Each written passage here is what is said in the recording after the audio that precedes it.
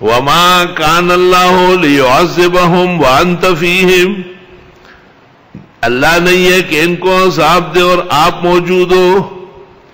وما كان الله معذبهم وهم يستغفرون، اور نہیں ہے عذاب ان کو، اللہ ان کو عذاب دینے والا اور یہ استغفار کر رہے ہو. اللہ اکبر. بھئی اتنے ناکارہ مشرک کافر ہے، ان کا تو صفایا ہونا چاہیے. حق تعالیٰ نے کہا ایک تو نبی آخر زمان مبعوث ہوئے ہیں اور نبی آخر زمان کا وجود رحمت ہے، اس کے ساتھ عذاب قہری دائمی ابدی جمع نہیں ہوگا.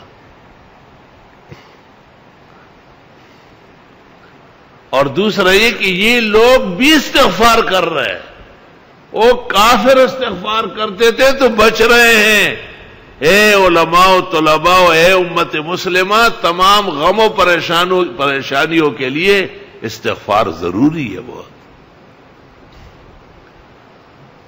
غم چبینی زود استغفار کل، غم بامر خالق مدکار کل.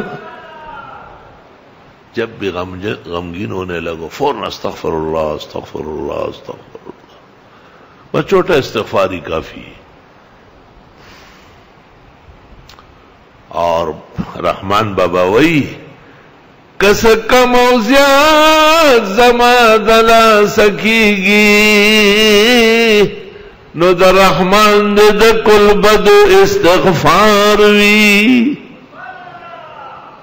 یہ رحمان دا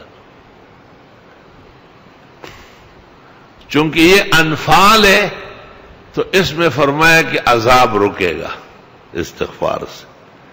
جتنے صدمے ہیں، پریشانیاں ہیں، دقتیں ہیں، بیماریاں ہیں، سازشیں ہیں، فتنے ہیں،